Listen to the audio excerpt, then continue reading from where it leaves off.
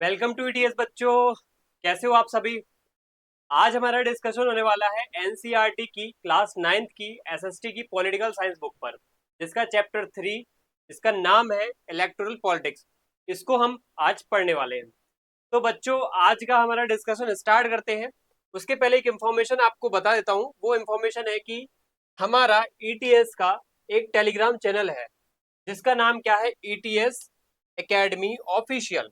आप इस QR code को भी स्कैन कर सकते हो, जिसमें आपको एक चैनल का लिंक प्रोवाइड किया गया है। आप जैसे ही इस चैनल को लॉग इन करोगे या सब्सक्राइब करोगे या एंटर करोगे, तो आपको वहां पे हमारे क्लास के फ्री नोट्स और पीडीएफ्स मिल जाएंगे आपको। तो आप फटाफट इस क्लास के क्लास के या फिर इस चैनल के टेलीग्राम चैनल को ज्वाइन करिए फटाफट, और बच्चों इस इन नोट्स का फायदा उठाइए और इनको रिवाइज में अपना यूज कीजिए। अब हम बढ़ते हैं आगे अपने चैप्टर पर। बच्चों, आज का हमारा डिस्कशन किन किन बातों पर होने वाला है, सबसे पहले ये देखते हैं। तो पहले हम ओवरव्यू देखेंगे, उसके बाद देखेंगे कि वाई इलेक्शन, हमारे इंडिया में इलेक्शन क्यों होता है। आपके स्कूल में जैसे स्पोर्ट का कोई ग्रुप कैप्टन होता है तो उसका इलेक्शन होता है ना, वैसे ही हमारे इंडिया में भी एक कैप्टन है जिसको हम प्रधानमंत्री और राष्ट्रपति, और हमारे स्टेट में भी एक क्या है, सीएम होता है जिसको चीफ मिनिस्टर कहते हैं। तो उसका भी इलेक्शन होता है। कैसे होता है ये समझते हैं। हमारे देश में एमपीज यानी मेंबर ऑफ पार्लियामेंट, एमएलएज यानी मेंबर ऑफ लेजिस्लेटिव असेंबलीज, ये क्या होती है इनको आगे पढ़ेंगे। लेकिन इनके क्या होते हैं, इलेक्शंस होते हैं, तो वो समझेंगे। उसके बाद हम समझेंगे कि what is our election, what is our system of elections. हमारे देश में इलेक्शन का सिस्टम क्या है, हमारे देश में इलेक्शन का तरीका क्या है, वो समझेंगे। उसके बाद बच्चों हम समझेंगे what makes India's election in India's democratic. India में कोई भी इलेक्शन डेमोक्रेटिक कैसे होता है, हम उसको कैसे बना लेते हैं डेमोक्रेटिक, कैसे हमारा इंडिया का इलेक्शन सिस्टम डेमोक्रेटिक बनता है। देखो, मैंने फर्स्ट चैप्टर में बताया था डेमोक्रेटिक मतलब क्या। डेमोक्रेटिक मतलब व्यवस्था क्या होती है। डेमोक्रेसी क्या, डेमोक्रेसी मतलब बेसिक प्रिंसिपल होता है कि जहां fair and free and fair तरीके से क्या हो, इलेक्शंस हो। बच्चों, एक बात हमेशा याद रखना, फ्री एंड फेयर इलेक्शन जहां पे हो, वहां पे एक बात और महत्वपूर्ण है कि वहां पे लीडर्स बिल्कुल भी अनबायस तरीके से चुने जाएं। ठीक है, तो ये कुछ ऐसी बातें आज के इस चैप्टर में डिस्कस करने वाले हैं। समझते हैं क्या आज की बात होगी। देखो, ओवरव्यू जानते हैं सबसे पहले बच्चों क्या है। आज का जो चैप्टर है वो है कि इलेक्शन की व्यवस्था कैसे होती है हमारे इंडिया में, और कैसी है, डेमोक्रेटिक है या नहीं है। मुझे ये बताओ, इलेक्शन में वोट देने जाता कौन है, लोग। ठीक है, पीपल्स वोट देने जाते हैं। किसको वोट देने जाते हैं, अपने लीडर को वोट देने जाते हैं। कहने की बात यह है कि पीपल्स अपने लीडर को चुनते हैं, यानी कि पीपल रूल है। सीधी सी बात है, यानी कि पीपल रूल है हमारे इंडिया में। तो पीपल रूल, एक तो बात ये हमारी फिक्स हो गई कि हमारे इंडिया में क्या है, डेमोक्रेसी है, यानी कि पीपल रूल है। People have the power decide how the country is run. People जिस लीडर को चुनेंगे, लीडर उस तरीके से क्या है, देश को चलाएगा। सीधी सी बात है। चूजिंग लीडर्स, तो पीपल क्या करेंगे, अपने वोट के माध्यम से लीडर्स को चुनेंगे। और उसके लिए उनको क्या करना पड़ता है, इलेक्शन में पार्टिसिपेट करना पड़ता है, लोगों को इलेक्शन में जाकर के वोट देना पड़ेगा। ये एक बेसिक फंडामेंटल बात है यहाँ पे। फिर क्या लिखा है, वाई दे मैटर्स। ये इलेक्शन और उसमें वोट देना मैटर क्यों करता है। Election ensure leaders are chosen by the people, not by force और अदर मीन्स। मतलब कुछ ऐसे लीडर्स ऐसे ना चुन लिए जाए कि वो फोर्सफुली हो। जैसे मैं अगर बात करूं आपसे कि आप नॉर्थ कोरिया चले जाओ, अब वहां का लीडर किम जोंग उन है, तो क्या वहां के लोगों ने इलेक्शन से चुना है, नहीं। वहां के लोगों पर वो तानाशाही के रूप में बैठ गया है, वहां का डिक्टेटर बन के बैठ गया है। वहां उसके पिताजी भी तानाशाह थे और उसका बेटा ये किम जोंग उन भी तानाशाह बन के बैठ गया, तो फोर्सफुली बैठ गया है। ठीक है, लेकिन इलेक्शन हमें क्यों इंपॉर्टेंट है, क्यों मैटर करता है, क्योंकि ये लीडर्स को हम खुद चुनते हैं। कुछ देशों में ऐसा नहीं होता, लेकिन इंडिया में हम खुद चुनते हैं, तो ये इलेक्शन की ताकत है बच्चों। इसके बाद कंपटीशन ऑफ आइडियाज। जब अलग अलग लीडर्स होते हैं, अलग अलग पार्टीज होती हैं, और डिफरेंट डिफरेंट लोगों के बीच में कंपटीशन होता है ना, तो कंपटीशन वहां पे इस बात का होता है कि जनता को वो क्या बेस्ट दे सकते हैं। वो कितने सारे प्रोमिस करते हैं कि हम जनता को ये देंगे, हम जनता को फ्री में एजुकेशन देंगे, फ्री में स्कूटी देंगे, फ्री में लैपटॉप देंगे बच्चों को, है ना, ऐसी बातें करते हैं। हमारे जो मम्मी है या हमारी जो बहनें हैं, ठीक है, हम सबके हमारे बच्चों, जैसे आप सब अपने घरों में देखते हो, तो उनको भी कई सारी स्कीम्स से उनको कहीं ना कहीं लाडली बहना योजना से कुछ स्कीम्स में कुछ पैसा दिया जाता है ना। तो बच्चों यहाँ पे क्या है, बहुत सारे लीडर्स कंपटीशन करते हैं अपने आपस में, और फिर जनता को जो बेस्ट लगता है लीडर, उसको वो वोट दे के आते हैं। ठीक है, यहाँ पे फेयरनेस इज क्रुशियल। कहने की बात यह है कि यहाँ पे फेयरनेस बहुत इंपॉर्टेंट होती है। चुनाव फेयरनेस के साथ होना चाहिए, कहीं ना कहीं उसमें धोखाधड़ी नहीं होना चाहिए। इंडिया सिस्टम, इंडिया में क्या फॉलो किया जाता है? We learn how election work in India and if they are free and fair. क्या वो फ्री एंड फेयर तरीके से हो रहे हैं या नहीं?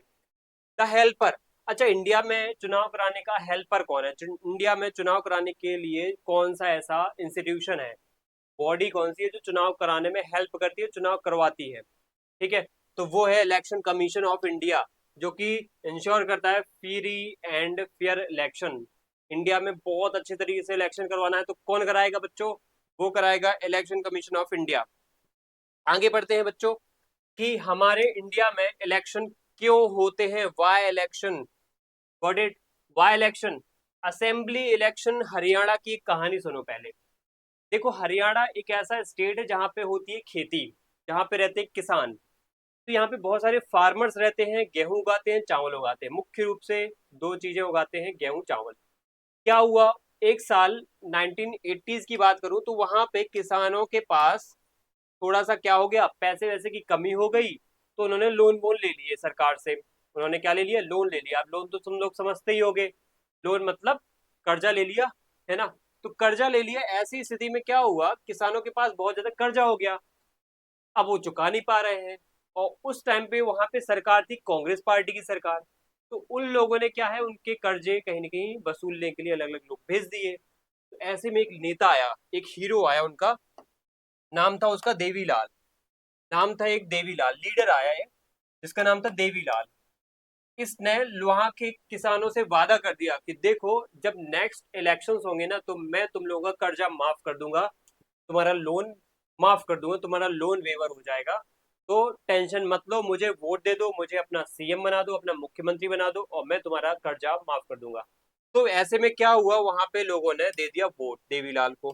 ठीक है, देवीलाल जी को वोट दे दिया, और देवीलाल जी ने क्या कर दिया, वहां पे लोगों का कर्जा माफ कर दिया। ये वो देवीलाल जी हैं जिनको आप देख सकते हो यहाँ पे। और ये बेहतरीन कहानी है कि कैसे इंडिया में एक व्यक्ति ने इलेक्शन जीता अपने प्रॉमिस की बदौलत। तो इंडिया में या फिर किसी भी देश में अगर डेमोक्रेसी और चुनाव हो रहे हैं, लोग वोट देने जा रहे हैं, ठीक है, तो वहां पे क्या है, अलग अलग पॉलिटिशियंस क्या करते हैं, कंपटीशन करते हैं, अपने अपने आइडियाज, अपने अपने प्रॉमिस रखते हैं लोगों के सामने। लोगों को जो उनका आइडिया, जो प्रॉमिस पसंद आता है, वोट दे देते हैं। जैसे हरियाणा में अभी क्या हुआ, यहाँ पे ये हुआ कि लोगों ने वोट देवीलाल जी को इसलिए दे दिया क्योंकि वो उन्होंने किसानों का कर्जा माफ कर दिया। ज्यादातर किसानों ने तो दिया ही था, और हरियाणा में ज्यादातर लोग कैसे हैं, किसान ही हैं। तो they got a chance for vote और समवन न्यू देवीलाल। 1987 में देवीलाल को सीएम बना दिया। ठीक है, और फिर देवीलाल ने तुरंत आते साथ ही फार्मर्स का जो लोन है वो माफ कर दिया।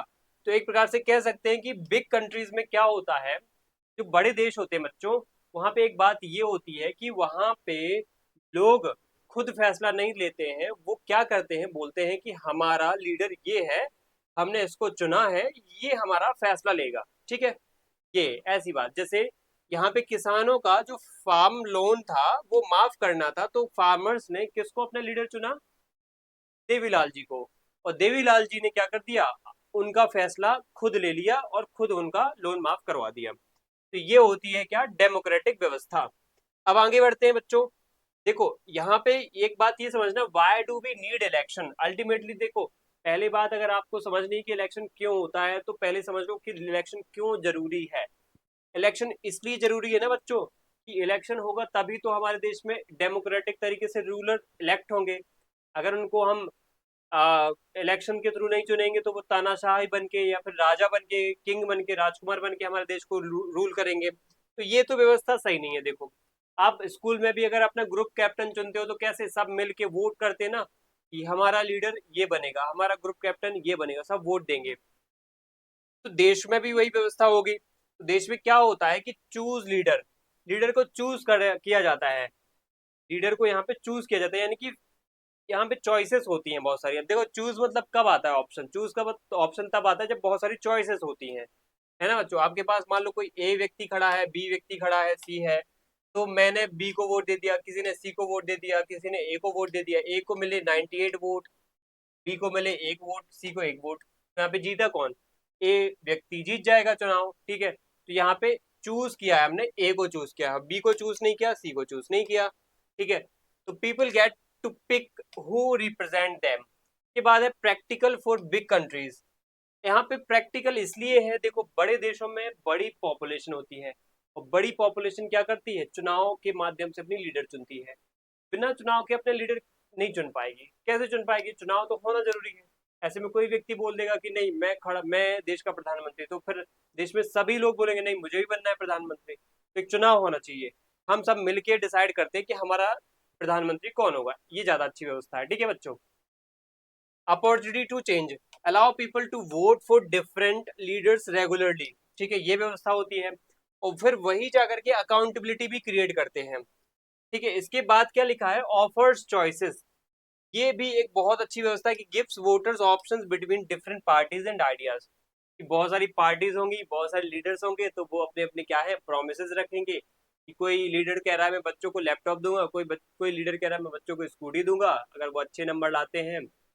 तो अलग अलग प्रोमिसेस आपसे कर दिए, आपको क्या चाहिए, आप उस हिसाब से अपने लीडर को वोट कर दो, तो आपके पास बहुत सारे क्या होते हैं, ऑप्शंस हो जाते हैं इस वजह से। इसके बाद आगे देखते हैं आप, तो what makes an election democratic, कौन सी ऐसी बातें हैं जो इंडिया में डेमोक्रेटिक बनाती हैं इलेक्शन को, ठीक है।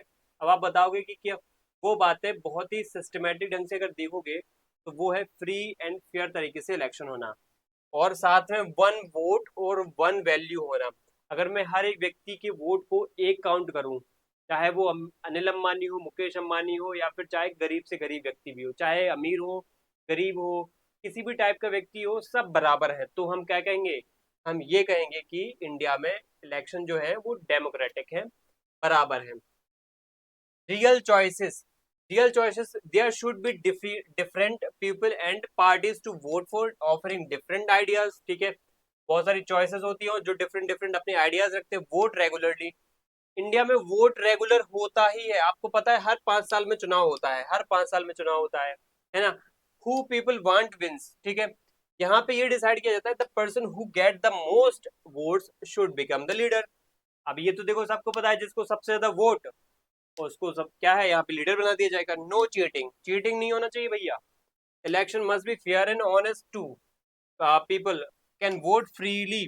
यहाँ पे कोई ऐसा नहीं कि प्रेशर लोगों के ऊपर क्रिएट कर दिया, बोल दिया ये हमारा गुंडा है, ये बंदूक रख के आपसे वोट डलवाएगा, तो ऐसा नहीं होना चाहिए, है ना। आपके ऊपर कोई प्रेशर नहीं होना चाहिए, आप बिल्कुल फ्री तरीके से जाओ, वोट दे के आओ, अपना लीडर चुनो, ऐसा होना चाहिए। इसके बाद समझते हैं कि is it a good to have political competition, क्या आपको लगता है कि हमारे इंडिया में पॉलिटिकल कंपटीशन जो है वो होता है, तो वो अच्छा है या बुरा? तो देखो, गुड थिंग्स अबाउट कंपटीशन, यहाँ पे एक बात ये जानना जरूरी हो जाता है कि बच्चों, अच्छी बातें होती हैं कुछ जब कंपटीशन होता है। अगर दो लोगों के बीच में कंपटीशन हो रहा है या बहुत सारे लोगों के बीच में कंपटीशन हो रहा है, तो उससे क्या क्या अच्छी बातें हो सकती हैं।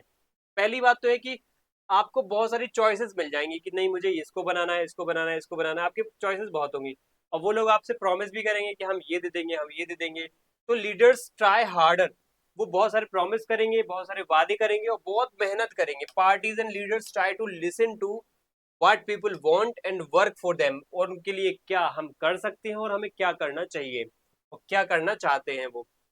पॉसिबल डाउन साइड्स, अगर मैं कुछ निगेटिव बातों की बात करूं, जैसे बहुत सारे लोग अगर चुनाव लड़ रहे हैं, डिफरेंट पार्टीज, डिफरेंट लीडर्स, तो एक डाउन साइड भी है, एक प्रॉब्लम भी है कि बहुत सारा कंपटीशन होने से क्या होता है, rough like teams arguing using tricks also dirty criticism each others, मतलब बहुत ज्यादा गाली गलौज की भावना बढ़ जाती है।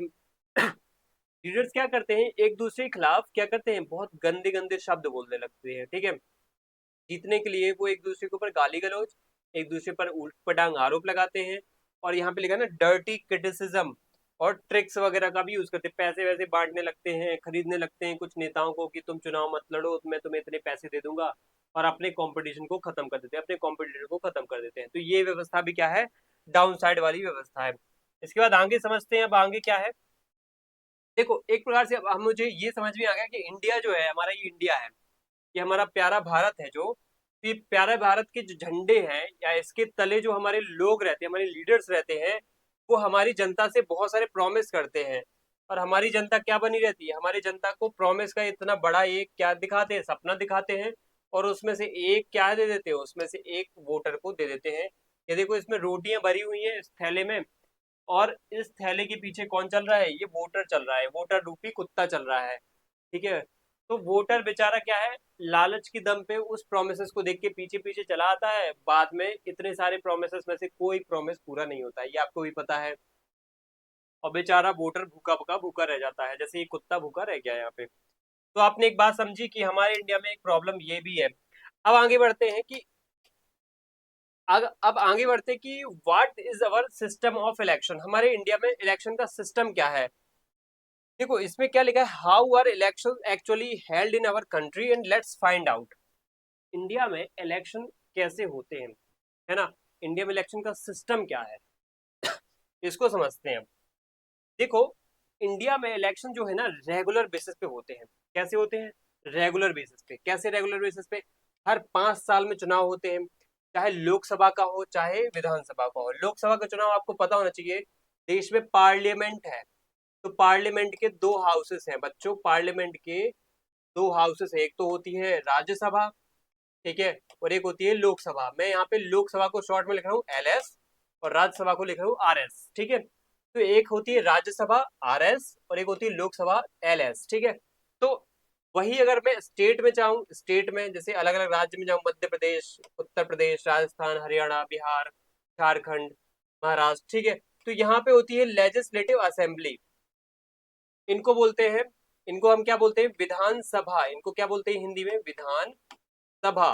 तो बच्चों अब समझ में आ गया कि सेंटर में होती है पार्लियामेंट, यानी केंद्र में जो देश की पूरी सरकार है उसकी होती है पार्लियामेंट, उसके दो हाउस होते हैं, लोकसभा, राज्यसभा।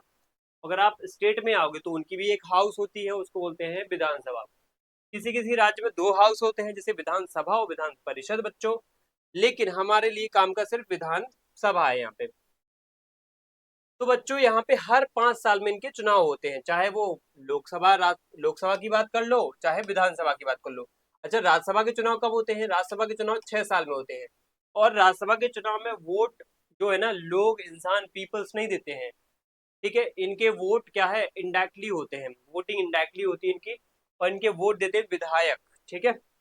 अब हम समझते हैं कि इनके जो चुनाव होते हैं वो हर 5 साल में होते हैं। खत्म मतलब टर्म कब खत्म होगा, सीधी सी बात है, जब हर 5 साल में चुनाव हो रहे हैं यानी कि 5 साल बाद इनका क्या होता है, टर्म का एंड हो जाता है। अच्छा, यहाँ पे एक वर्ड आया डिसॉल्व, ठीक है।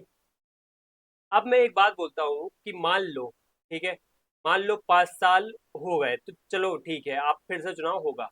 लेकिन कभी कभार 5 साल नहीं हुए, 4 साल या 3 साल में ही क्या है, सरकार गिर गई। कैसे गिर जाएगी, देखो क्या होता है, कभी कभार राष्ट्रपति आदेश दे दे या हमारा इलेक्शन कमीशन आदेश दे दे कि यहाँ पे किसी ने भी गवर्नमेंट नहीं बनाई है, हम वोटिंग तो हो गई है लेकिन किसी एक लीडर को क्या है, पूरे वोट नहीं मिले, है ना। तो क्या होना चाहिए, जैसे दो लीडर खड़े हैं या मान लो 3 लीडर खड़े हैं, एक को थोड़ा वोट मिल गए ज्यादा, एक को थोड़ा कम मिले और तीसरे को थोड़ा और कम मिले। यहाँ पे किसी तीनों में से किसी एक को इतने वोट नहीं मिलेगी जिससे वो सरकार बना ले, या जिससे वो प्रधानमंत्री या फिर मुख्यमंत्री बन जाए। तो ऐसे में क्या होगा, ऐसे में राष्ट्रपति जी आएंगे और इलेक्शन कमीशन आएगा, दोनों बोलेंगे चुपचाप फिर से इलेक्शन कराओ। यहाँ पे लोकसभा और विधानसभा को डिसॉल्व कर दिया जाएगा, फिर से इलेक्शन होगा। यानी टाइम के पहले भी इलेक्शन हो जाता है, आपको पता होना चाहिए। इसके बाद आगे बात करें तो जनरल इलेक्शंस, ठीक है।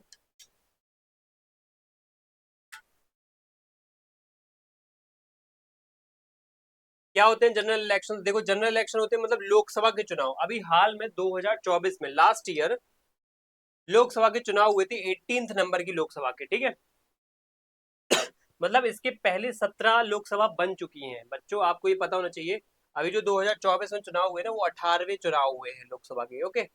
अब बाई इलेक्शन वर्ड आया है, ये बाई इलेक्शन मतलब क्या होता है, कभी कभार क्या होता है, एक जैसे नेता बना है, अब मान लो उसकी डेथ हो गई, या डेथ हो गई, या उसने रिजाइन कर दिया, नहीं मुझे नहीं रहना इस पद पे, मैं रिजाइन कर रहा हूँ, मैं जा रहा हूँ, मुझे छुट्टियां मनानी है, ऐसा कुछ बोल के वो रिजाइन करके चला गया।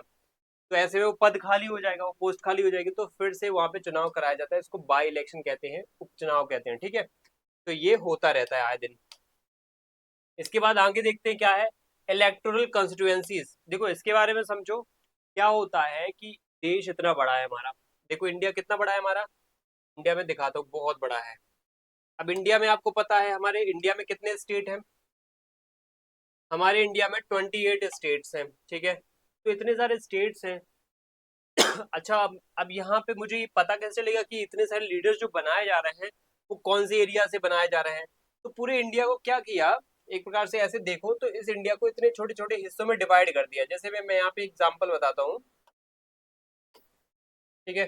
जैसे ये समझो, ये बॉक्स है, ये मान लो आपकी ये क्लास है। इस क्लास को मैंने क्या किया, 3 कॉलम में डिवाइड कर दिया, फिर उसको भी 3 रो में डिवाइड कर दिया। तो यानी कि आपकी क्लास के कितने ग्रुप बन गए, 9 ग्रुप बन गए, 1 2 3 4 5 6 7 8 और 9। तो 9 ग्रुप बन गए बच्चों यहाँ पे आपकी क्लास के।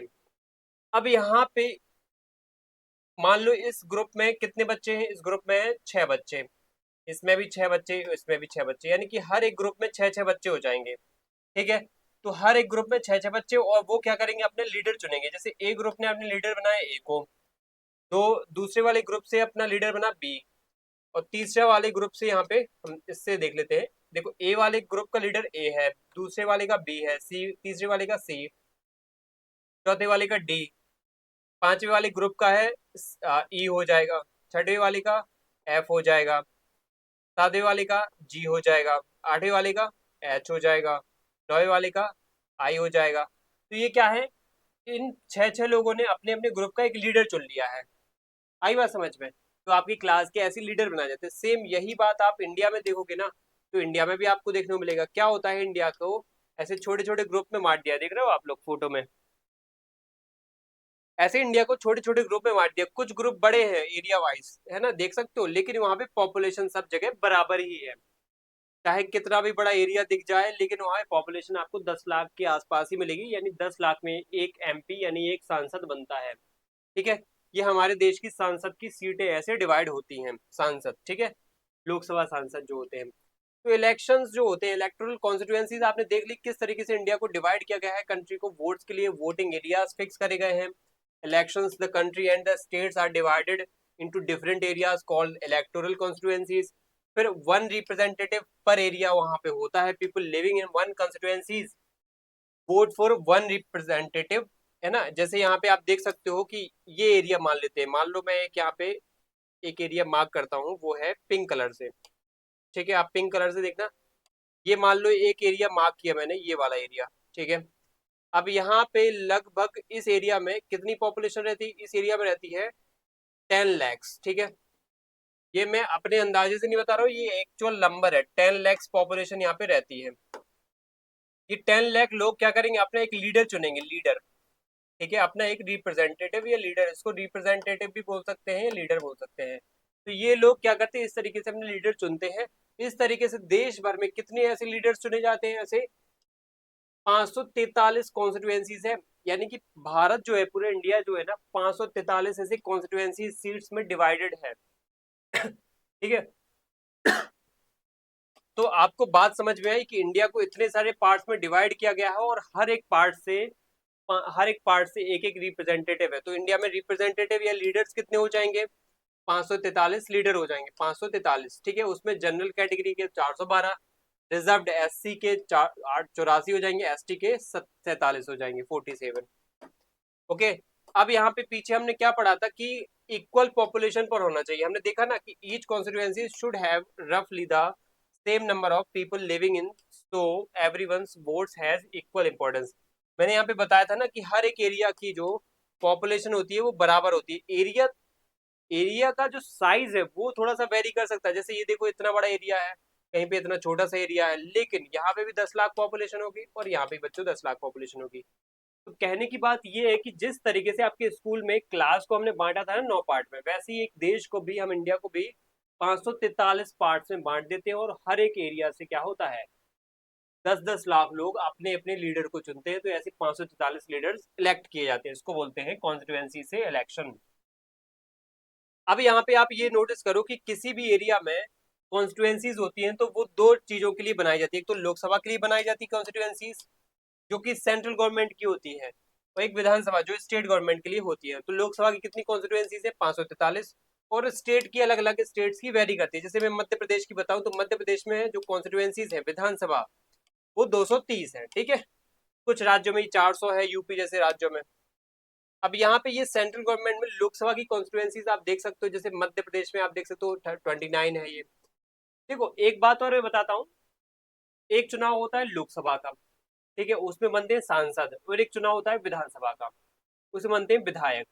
तो जब सांसद को चुनाव होता है तो सांसद चुन के पूरे देश से आते हैं, और वो कहाँ बैठते हैं? दिल्ली में लोकसभा में बैठते हैं। और जो विधायक होते हैं वो होते हैं राज्य के अंदर। तो हर एक राज्य के अलग अपने अपने विधायक होते हैं जो कहाँ बैठते हैं? राज्य की राजधानी। जैसे मध्य प्रदेश की राजधानी भोपाल में बैठेंगे मध्य प्रदेश के विधायक, और वहां से वो लोग क्या करते हैं? अपने कामकाज करते हैं, वहां की जनता को वेलफेयर देते हैं, ठीक है। तो इस तरीके से बातें आगे बढ़ती है। फिर उसके बाद क्या, रिजर्व्ड कॉन्स्टिट्यूएंसीज भी फिक्स करी गई हैं।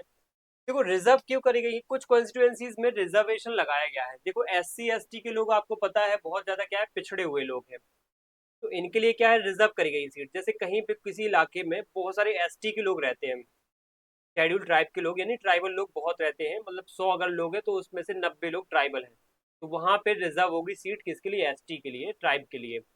अगर कहीं पे बहुत ज्यादा पॉपुलेशन है SC की, शेड्यूल कास्ट की, तो वहां पे बच्चों क्या होता है, वहां पे SC के लिए सीट रिजर्व हो जाती है। वहां पे यानी जो लीडर होगा या नेता होगा वो वहां का आएगा, वो उस कास्ट का, उस ट्राइब का चुन करके आएगा, ठीक है। उसके बाद क्या लिखा है, special area, some specific voting areas are reserved for the SC and ST। Fair share, the number of reserved seats in the national parliament, Lok Sabha, based on the population of the groups SC and ST।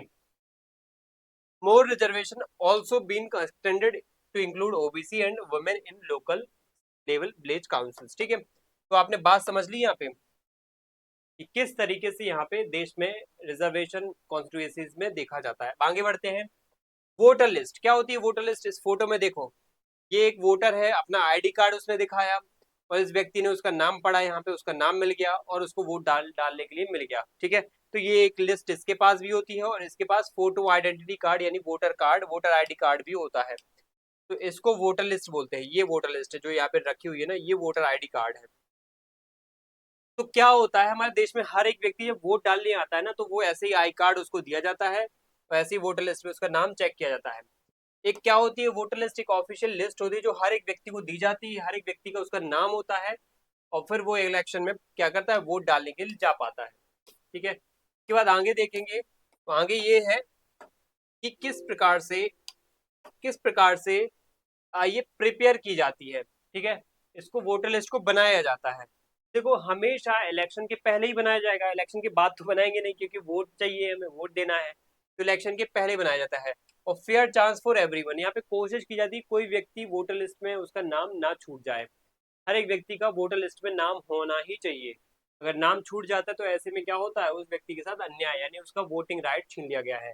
Universal adult franchise कोशिश करता है कि हर 18 साल से ऊपर का व्यक्ति या 18 साल से अबव व्यक्ति जो है ना वो वोट डाल सके, उसका वोटर लिस्ट में नाम हो, और हर एक व्यक्ति की वोट का वैल्यू सेम वैल्यू हो, कीपिंग इट अपडेटेड। और वोट जो है, मान लो ये वोटर लिस्ट है, ये अपडेट होते रहने चाहिए।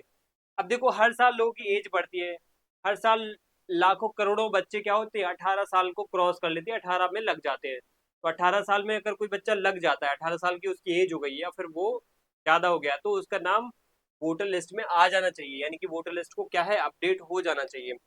अब जो वोटर ID कार्ड है, ये देखो वोटर ID, इसको बोलते हैं वोटर ID, इसको बोलते हैं epic election photo identity card, ठीक है।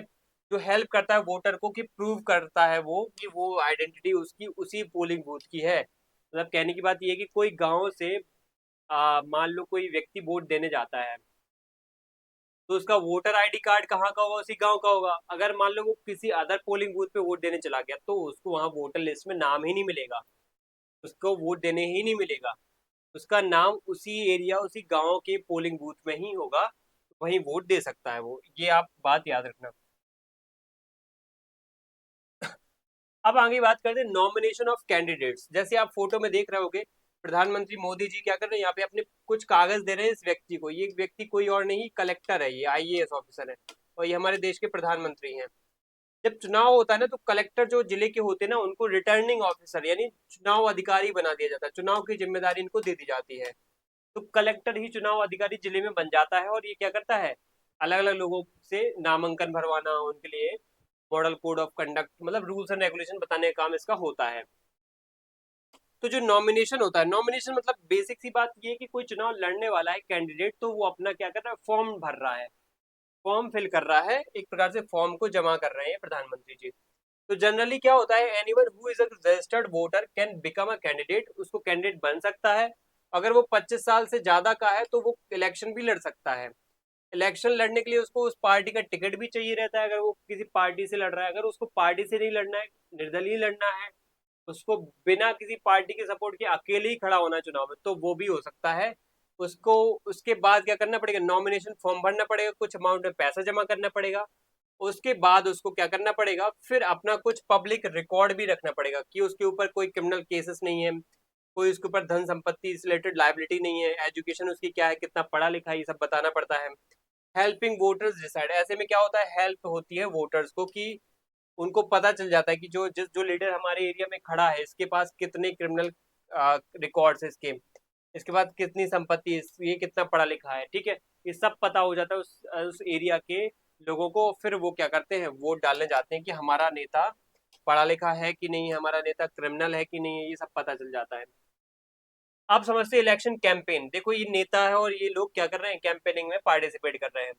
देखो इलेक्शन कैंपेन क्या होता है, किसी एरिया में जाओगे तो आपको वहां पे क्या मिलेगा, वहां पे एक लीडर अगर चुनाव लड़ने वाला है तो कैंपेन करते हुए मिलेगा कि वोट मुझे दो, आप सब वोट मुझे दो, ऐसा कुछ बोलते हुए मिलेगा। ये कब किया जाता है, यूजुअली जब इलेक्शन होने वाला होता है ना उसके पहले किया जाता है, 2 हफ्ते पहले। हाँ, ये कैसे किया जाता है, तो क्या किया जाता है, मीटिंग्स की जाती हैं, प्रोमिस किए जाते हैं, पोस्टर लगाए जाते हैं, एड्स किए जाते हैं, इस तरीके से इलेक्शन कैंपेन होते हैं।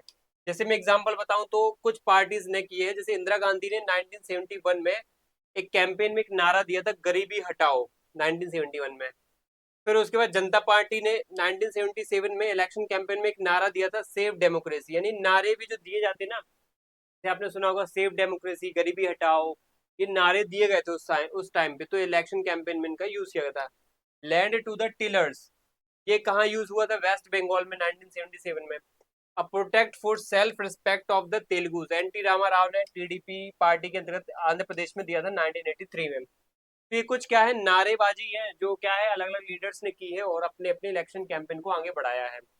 कोशिश ये की जाती है कि मॉडल कोड ऑफ कंडक्ट को भी फॉलो किया जाए, मतलब चुनाव के जो नियम कायदे हैं ना, रूल्स हैं, उनको भी आप फॉलो करो। ऐसा नहीं कि धर्म के नाम पे कोई आप नारा दे रहे हो, है ना। हिंदू मुस्लिम सिख ईसाई के नाम पे कोई ऐसे नारे वारे नहीं बनाए जाएंगे, क्योंकि ये कम्युनल कैटेगरी में आ जाएगा फिर, ठीक है।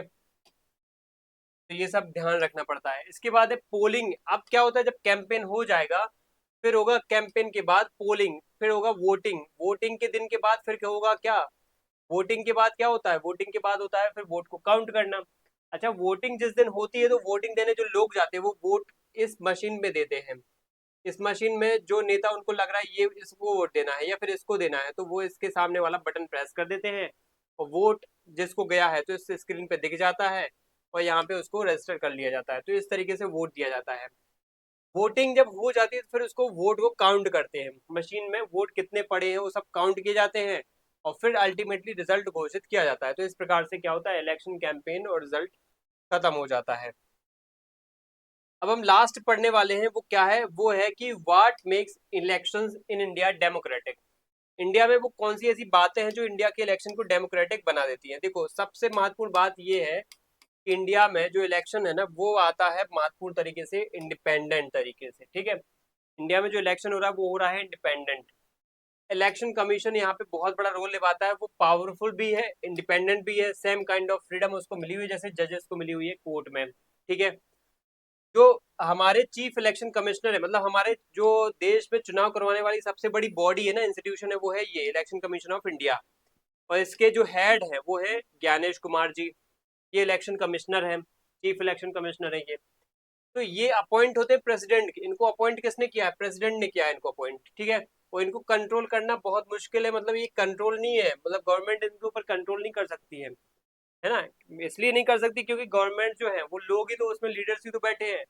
तो वो क्या कर सकते हैं, इन पर प्रेशर बनवा के चुनाव जीत सकते हैं, शायद ऐसा भी तो हो सकता है।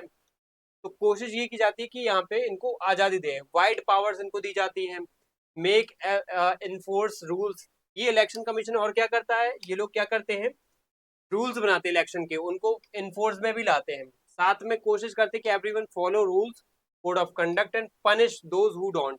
और जो उनके रूल्स फॉलो नहीं करता उनको पनिश किया जाता है। ऑर्डर गवर्नमेंट, ये गवर्नमेंट को भी ऑर्डर कर सकते हैं, ये election commission during election, election के टाइम पे गवर्नमेंट को ऑर्डर कर सकते हैं। Government officers under election commission when working on election not the government. अगर मान लो इलेक्शन चल रहा है तो उस एरिया के जितने भी गवर्नमेंट के ऑफिसर्स होते हैं ना, वो किसके अंडर काम करते हैं, इलेक्शन कमीशन के अंडर काम करते हैं। और कहीं पे अगर मान लो वोट का जो है मिसयूज हो चुका है, वोट का कहीं ना कहीं गलत तरीके से डाला गया है, या ऐसा हो जाता है ना कि कोई इलाके में लोगों ने धोखाधड़ी कर दी और गलत तरीके से वोट डाल दिए, ठीक है, तो ये क्या है, ये हो जाता है ऑर्डर आर रीवोट, मतलब एक प्रकार से वहां पे दोबारा इलेक्शन करवाने का व्यवस्था जो है ना इलेक्शन कमीशन करता है। फिर की बात क्या है, बस बच्चों ये समझो कि पॉपुलर पार्टिसिपेशन क्या होता है, लॉट्स ऑफ वोटर इंडिया में देखे जाते हैं। आपको पता होना चाहिए इंडिया में वोटर परसेंटेज बढ़ रहा है, साल दर साल जो चुनाव हो रहे हैं ना, वोटर परसेंटेज बढ़ रहा है। और खास तौर पे ये भी पता होना चाहिए वोटर्स में भी सबसे ज्यादा वोटर जो है ना वो गरीब तबके के, पुअर तबके के। अमीर लोग ज्यादा वोट देने नहीं जाते, मैंने ये भी देखा है, ये एनसीईआरटी में भी लिखा है आपका। गरीब लोग ज्यादा वोट देने में बिलीव करते हैं, वोटर्स के रूप में वो क्या है अपने इस अधिकार का यूज करते हैं। Election feel important, people in India believe voting gives them a way to influence the government and policies, growing interest, more and more people are actively taking part in election activities, ठीक है। तो ये क्या है, ये होता है किसी भी देश में या फिर खासतौर पे इंडिया में इलेक्शन, और कितना वो ज्यादा फेमस है। अब आप देखो ये जैसे इंडिया की ब्लू लाइन दिख रही है आपको, तो इंडिया में ब्लू लाइन क्या हो रही है, धीरे धीरे इंक्रीज हो रही है, यानी इलेक्शन की वोटिंग परसेंटेज अब क्या हो रही है, बढ़ रही है। अगर मैं वही बात करूँ जो जो आपको ये दिख रही है पिंक कलर की लाइन, ये है यूके की, जो कहीं ना कहीं कम हो रही है, 72 थी, 78 थी, 72 थी, अब 59 हो गई है। अगर मैं वोटर टर्नआउट इंडिया की बात करूं जो कि यूएस से कंपेयर किया है, तो यहाँ पे सबसे ज्यादा वोटर्स कौन दे रहे हैं वोट, एसटी कैटेगरी के 61, एससी कैटेगरी के 60, ओबीसी कैटेगरी के 58, और जो अपर कास्ट के वो 56%। मतलब यहाँ पे गरीब लोग वोट देते हैं, लेकिन उसके अलावा यहाँ पे जो लोअर कास्ट के लोग हैं वो भी सबसे ज्यादा वोट देते हैं यहाँ पे। उसके बाद आगे बात करें तो do you think your vote makes a difference. मतलब जब ये क्वेश्चन किसी से बहुत सारे लोगों से पूछा गया तो 67% लोगों ने कहा कि हाँ, we think our vote makes a difference, ठीक है, ये उन्होंने कहा कि हाँ हमारे वोट से कहीं ना कहीं इफेक्ट पड़ता है। Those who participate in India election related activity in India, अगर देखे जाए तो इलेक्शन रिलेटेड जो अलग अलग जो एक्टिविटीज हुई है वो 32 यहाँ पे परसेंटेज में हुई है। कब हुई है, 2004 में। के बाद आगे बढ़े तो आगे देखो क्या लिखा हुआ है, एक इंपॉर्टेंट बात लिखी हुई है कि एक्सेप्टेंस ऑफ इलेक्शन आउटकम। हमारे इंडिया में जैसे इलेक्शन हो जाता है तो लोग उसको एक्सेप्ट करते हैं कि नहीं करते हैं। जैसे मान लो एक सरकार बनी हुई थी, उसमें सीएम और पीएम पद पे एक व्यक्ति बैठा हुआ था। अब चुनाव हुए तो वो सीएम और पीएम पद पे जो बैठे हुए व्यक्ति है वो हार गया और उसको अब क्या है, पद छोड़ना पड़ेगा। तो क्या वो ऐसा करते हैं, बिल्कुल करते हैं। हमारे देश में एक बहुत अच्छी बात है कि रूलिंग पार्टीज अगर इलेक्शन हार जाती हैं तो वो क्या करती हैं, वहां पे अपने इस फैसले को क्या है, मतलब जनता के इस फैसले को एक्सेप्ट करती है, क्योंकि जनता ने उनको हराया है, जनता ने तो वोट दिए हैं। Many leaders get voted out, बहुत सारे लीडर को क्या है वोट के द्वारा हटा भी दिया जाता है, जनता वोट नहीं देती उनको। रिजल्ट जनरली एक्सेप्ट कर लिए जाते कभी कभार, लेकिन बिग डिस्प्यूट भी हो जाते हैं, लेकिन यूजुअली नहीं होते हैं, कभी कभार ही होते हैं ये। अब इसके बाद यहाँ पे महत्वपूर्ण बात ये है कि challenges to free and fair election, free and fair election के सामने चैलेंजेस क्या क्या है। देखो समस्याएं बहुत सारी हैं, अगर मुझे फ्री और फेयर इलेक्शन करवाने तो बहुत सारी प्रॉब्लम्स है। सबसे बड़ी प्रॉब्लम तो यही है कि टू मच मनी, बहुत सारा जो पैसा है ना वो खर्च किया जाता है इलेक्शन में। जो बहुत करोड़पति लेवल के पॉलिटिशियन होते हैं ना, जिनके पास बहुत पैसा होता है, वो इतना पैसा लोगों में बांट देते हैं कि चुनाव जीत जाते हैं इजीली। उसके बाद क्रिमिनल इन्फ्लुएंस, कुछ गुंडे टाइप के, मवाली टाइप के नेता होते हैं, वो क्या डरा धमका के चुनाव जीत जाते हैं। कुछ लोग क्या करते हैं, जिनके घर में ऑलरेडी कोई बड़े मंत्री विधायक सांसद या फिर कोई सीएम पीएम के पद पे है, तो वो लोग क्या करते हैं अपने ही किसी घर परिवार या रिश्तेदार के मेंबर को क्या करते हैं पॉलिटिक्स में ले आते हैं, नहीं इसको बोलते हैं नेपोटिज्म। अपने ही व्यक्ति को यहाँ पे क्या है राजनीति में उतार रहे हो, किसी अदर को मौका नहीं दे रहे हो। लिमिटेड चॉइसेस, एक ये भी है कि कभी कभार वोट जो है ना लोग देते तो हैं लेकिन उनके पास चॉइस नहीं होती है। सामने कैंडिडेट एक या दो ही होते हैं या तीन हो जाते हैं, ज्यादा चॉइस नहीं होती है। Smaller parties struggle, it is harder for new and small और small parties to compete with big ones. छोटी छोटी जो पार्टियां होती ना, इनका थोड़ा सा चैलेंज देने का जो है ना क्षमता है वो बहुत कम होता है बड़ी पार्टीज के सामने, ठीक है। तो ये भी एक बहुत बड़ा चैलेंज यहाँ पे देखा जाता है। आप इस फोटो में देखो तो ये कहने की क्या जरूरत थी, हमने अपने योग को जीतने वाले रिश्तेदार को ही टिकट दिया है। ये इसका एक पार्ट हो सकता है, मतलब नेपोटिज्म। ज्यादातर नेता क्या करते हैं, अपने ही नेता को, अपने ही व्यक्ति को, अपने ही घर परिवार के रिश्तेदार के मेंबर को क्या कर देते हैं, अपना क्या है टिकट दे देते हैं और अपने चुनाव में खड़ा कर देते हैं, उस चुनाव में खड़ा कर देते हैं, ठीक है। बहुत होता है, अपना ही बेटे, किसी विधायक ने अपनी बेटे को चुनाव में नेक्स्ट टाइम खड़ा कर दिया, या किसी मंत्री ने अपने बेटे को ही नेक्स्ट टाइम चुनाव में खड़ा कर दिया, तो ये बहुत होता है। तो एक प्रकार से हमें ये समझ में आया कि इलेक्शन बहुत महत्वपूर्ण है हम इंडिया में, हमारे इंडिया में। और इलेक्शन फ्री और फेयर होने चाहिए। बहुत सारे चैलेंजेस भी हैं, फिर भी हमारे इंडिया में कोशिश ये की जाती है कि डेमोक्रेटिक तरीके से इलेक्शन संभव हो सके। लेकिन एक सबसे बुरी बात यह है कि इंडिया में इलेक्शन की सबसे बड़ी खराब आदत है कि इंडिया में बिफोर इलेक्शन के टाइम पे तो ये हालत होती है, जब ये नेता देखो क्या है चरणों में पड़ा हुआ है इस गरीब के। लेकिन जब चुनाव हो जाते हैं तो क्या होता है, ये नेता जो है किस तरीके से खड़े हुए हैं और चरणों में कौन पड़ा हुआ है, यहाँ पे गरीब। तो हालत ये होती है इलेक्शन के बाद, the election are over and so are days of the common man, it doesn't matter which party wins the election, the public always loses them। चाहे कोई भी पार्टी जीते, चाहे कितने भी अच्छे प्रॉमिस कर दिए हो, लेकिन जनता को आखिर में मिलता कुछ भी नहीं है। उनको सिर्फ अंगूठा दिखा करके भगा दिया जाता है। और बाकी फिर जब 5 साल बाद फिर से चुनाव होते हैं तो फिर वही लालच लेके आ जाते हैं ये नेता, पैसे वैसे बांटने आ जाते हैं और लोग वही क्या हो जाते हैं, फिर सब भूल जाते हैं। 5 साल में लोग भूल भी जाते हैं। तो ये भी एक दिक्कत है। अगर याद रखें कि इस नेता को वोट दिए थे लेकिन इसने करवाया कुछ नहीं, तो फिर दोबारा उसको वोट ही ना दे, लेकिन ये भी एक समस्या है, वोट वापस दे देते हैं, तो ऐसे में प्रॉब्लम्स क्रिएट होती रहती हैं। तो यहाँ पे हमारे इस डिस्कशन को हम एंड करते हैं। उम्मीद करता हूँ आपको समझ में आया होगा बच्चों। कोई भी डाउट हो तो आप पूछेगा। मिलते हैं हमारे अगले चैप्टर में, हम अगला चैप्टर करेंगे क्लास चैप्टर 4 और उसके बाद चैप्टर 5 होगा। अगर आपको इस पूरी 9th क्लास की जो एनसीईआरटी है political science, SST political science की जो बुक है, उसका अगर आपको पूरा मैराथन सेशन चाहिए तो मुझे कमेंट में बताइए। हम उसका मैराथन सेशन और उसके क्वेश्चंस वगैरह भी आपके सामने लेकर के आएंगे। ये इसके नोट्स हमारे टेलीग्राम चैनल पर प्रोवाइड करा दिए गए हैं, आप इसको ज्वाइन करिए फटाफट। थैंक यू सभी को, जय हिंद।